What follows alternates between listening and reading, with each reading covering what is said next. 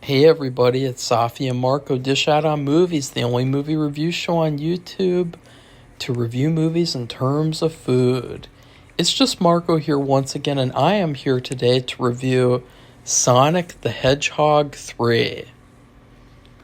Now, I was not looking forward to watching this movie because I did not like the second one. In fact, I kind of hated it, and I felt like because it seemed like there was a really positive reception to the second one. Like, people just acted like it was just as good as the first one and there wasn't like a huge quality drop.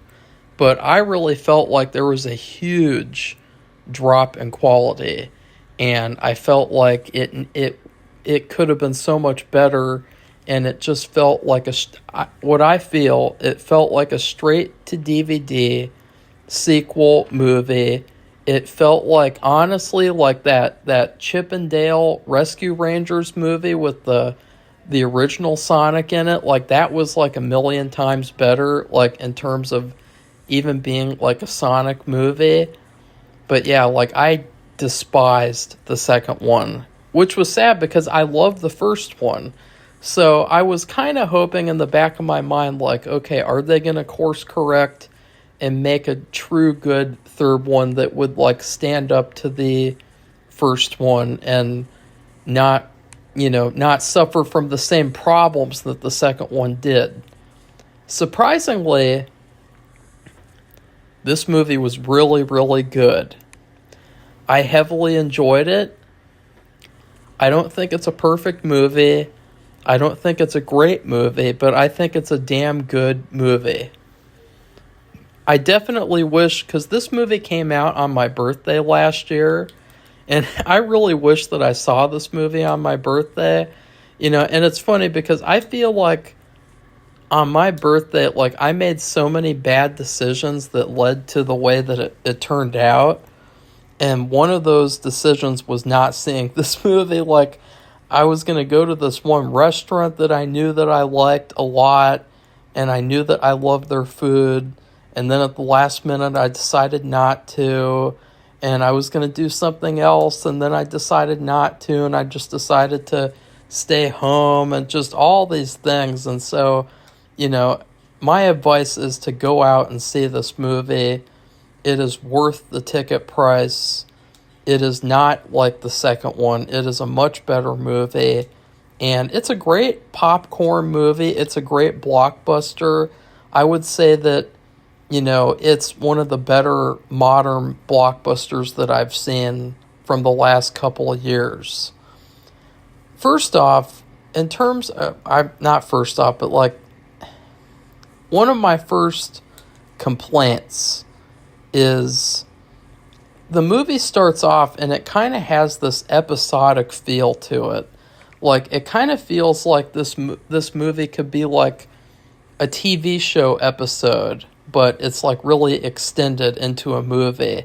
Like, I feel like the Sonic the Hedgehog, like the first one felt like a movie the whole time. The second one felt like a movie, but this one really felt like the episode of a TV show, especially with the fact that it starts off with like Sonic and his friends and, the humans, and, they're just kind of, goofing around and such. And then that's how the movie kind of ends too. And it kind of has this feeling of like, even though there was an hour and 40 plus minutes, the way that it began and ended, it felt like it really wasn't that long of a movie. Like, it felt like it was almost like a 30-minute episode. Like, that's how fast it went. But then I will say, as the movie went on, it felt less like a TV show episode, which I was really glad, because I wasn't like a huge fan of the first half. I felt like the movie really picked up in the second half and got really good, and that's where it became a pretty damn good movie. So another thing that I loved, because I just talked about something I despised about the movie, something that I loved was Jim Carrey. Jim Carrey carried this movie. As Dr. Robotnik and Grandpa Gerald, you get Jim Carrey times 2 in this movie. And it is such a treat. I loved it so much, just seeing him act, just seeing him with probably a lot of jokes that he came up with all by himself. Like, he was so good in this movie. He was the star of the show. He stole the show the entire time. And seeing him act with himself was like a masterclass in acting. It's really inspirational, I think, because, you know, I've been doing my own movie, if you guys don't know, which if you watch my channel, then you should. And I play 7 characters in the movie.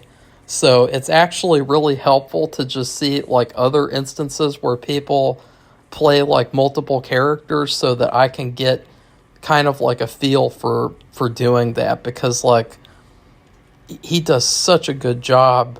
Like, I could just watch a whole movie with Jim Carrey is like all the different characters. Like, that's how good he is. And he's surprisingly too, like, even when like it comes to like the emotional moments, like both characters that he plays are able to perfectly execute those emotional moments. So that was something else that was really impressive. And I won't say what those moments are. I'm not really... I don't know if I'll spoil it. I mean, it's kind of like a given what happens in the movie. Like, there's not really very much that's shocking. The one thing that kind of happens is like the biggest cliche in the world. So now let's get to a complaint. This movie had a lot of cliches.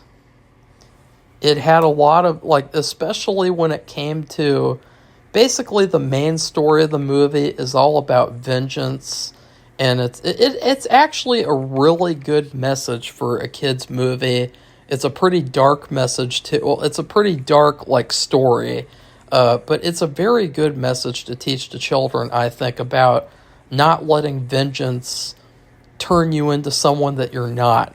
You know, like not letting vengeance make you forget who your friends and family are. And, you know, that sounds kind of lectury, but it's a good message to teach to people, because, you know, there's a lot of people and, you know, they forget themselves like when they go after other people, and it just, it makes you do things that you're not proud of, and it turns you into someone that you're not. And I think that, they demonstrate that with basically almost all the characters. Like, all the main characters, all of them have some sort of something bad that happened in their past, and they're all getting revenge in a way for that. And there's the certain thing that happens. Okay, spoilers. Okay, forget it.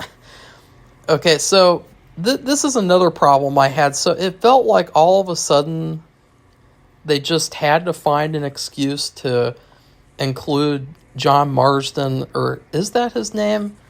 You know, the actor, and Tom and his wife. Like, they just had to include them somehow. Like, they really, really shoehorned them in there. Like, they really didn't need to be there at all.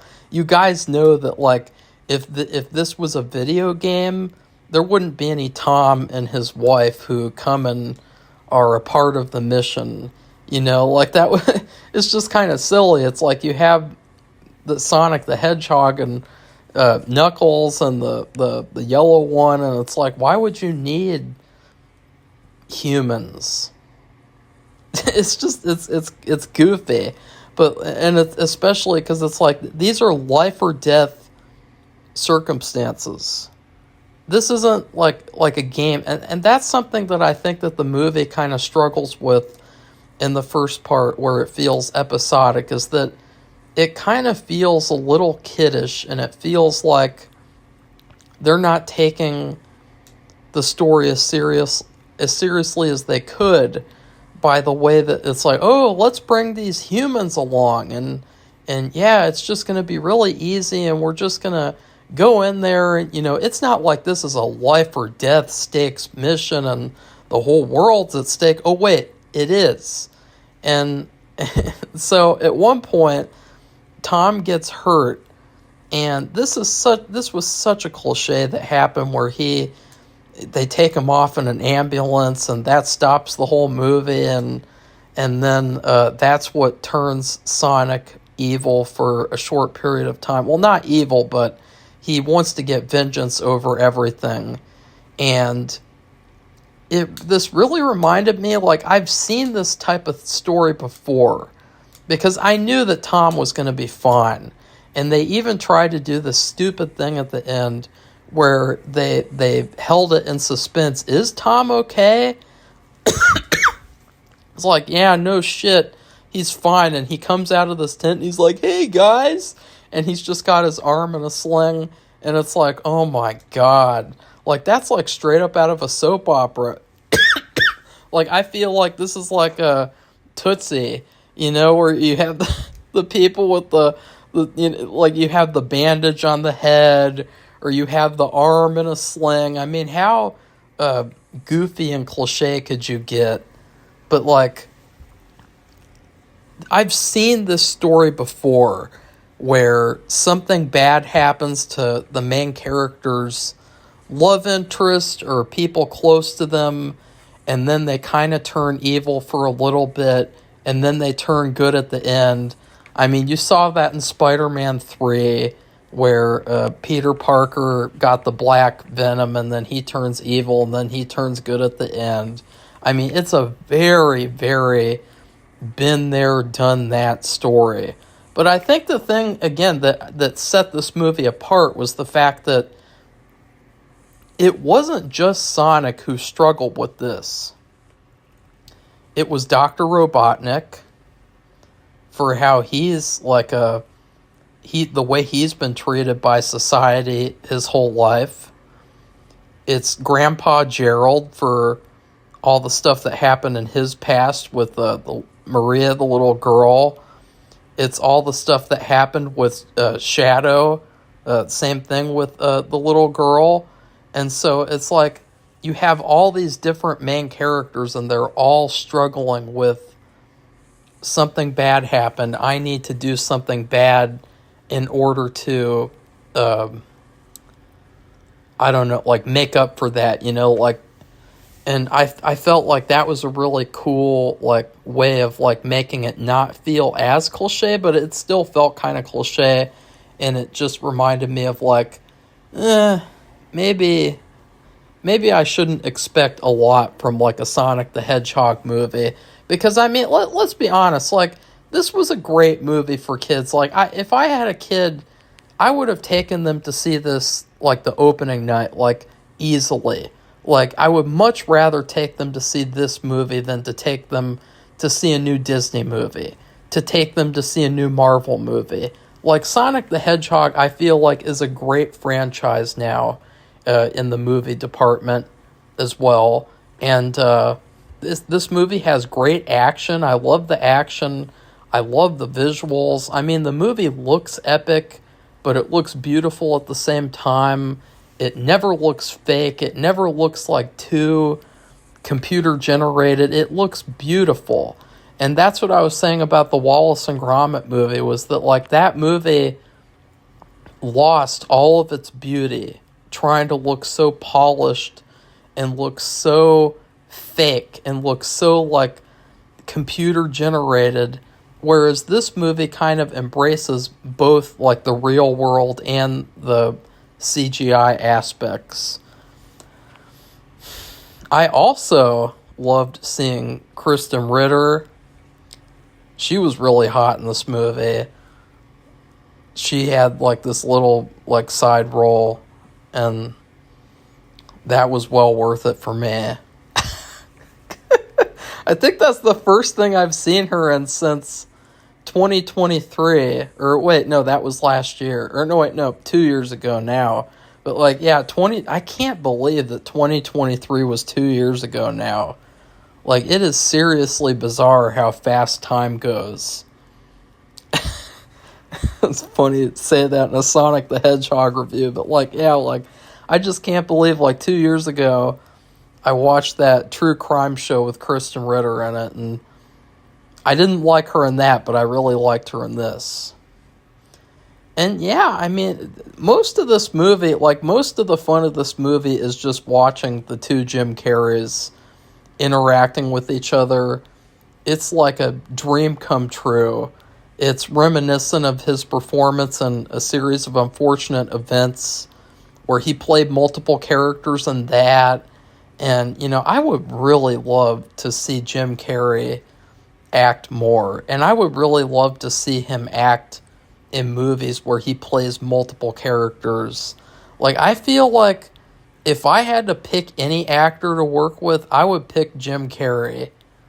Even though, like, he had that whole thing with that, the Man on the Moon movie where he lost his mind and I think he got possessed by the spirit of Andy Kaufman. Like, even though he had that, it's like he is really, really talented. And he is really, really good at playing multiple characters. I mean, that's insanely impressive. And I feel like nowadays, people really downplay how impressive it is to play multiple characters. Because it's like, if you see someone in a movie, you see that one person, and that one person is able to play a completely other character that's in the same movie, and if you see those two different characters on two different levels, it's really, really cool. So I love that about this movie, and that was a lot of the movie, too. That was like the majority of the movie was just seeing Jim Carrey and Jim Carrey. So, you know. And then lastly, I would say Keanu Reeves, man. I like Keanu Reeves as a person, and he's been in some good movies, but he cannot act. His performance as Shadow, I'm glad that Shadow wasn't in the movie that much because, wow. I think that they were thinking, like, you know, John Wick was a character who was all out for revenge. You know, first it was about the puppy, then in the second one it was about the car, then in the third one it was about, like, getting forgiveness for what he did in the second one, and then in the fourth one it was killing people. And it's like, I think that the people who made this movie just thought, oh yeah, Keanu Reeves was in John Wick, and John Wick was out for revenge too, so he would be good to choose for this role. I honestly feel like he was miscast. I feel like they should have gotten a different actor for Shadow, because his acting kind of took out of the movie at some points. Like, it was really kind of jarring. I mean, it's not like the guy playing Sonic is the greatest. It's not like John Marsden is the greatest, but, like, wow, you got Keanu Reeves, and he's just, like, so one note, and he's trying. That's the sad thing, is that he's trying, but he just can't do it. He just can't do what he needs to do to come off as a genuine person in a movie, which is funny because, you know, he's such a genuine person in real life you hear about all the time, but, like, you know, it's just acting isn't, like, everyone's strong suit, and, like, I genuinely feel like he's not very good, and that as an actor he is hugely overrated, because he's given some terrible performances, and this movie is one of them. Now, he's also given some good performances. You know, I love the Bill and Ted movies to death. I love all three of those movies, even though I thought the third one was garbage. It's a great movie in comparison to some of the bad movies I saw this year. So, but anyways, I don't really think that there's anything else. I mean, there is a post slash mid-credits scene that is interesting to talk about, I guess. I mean, it's just kind of... And I'll say this, too. Sonic the Hedgehog is a good franchise at doing post-credit scenes.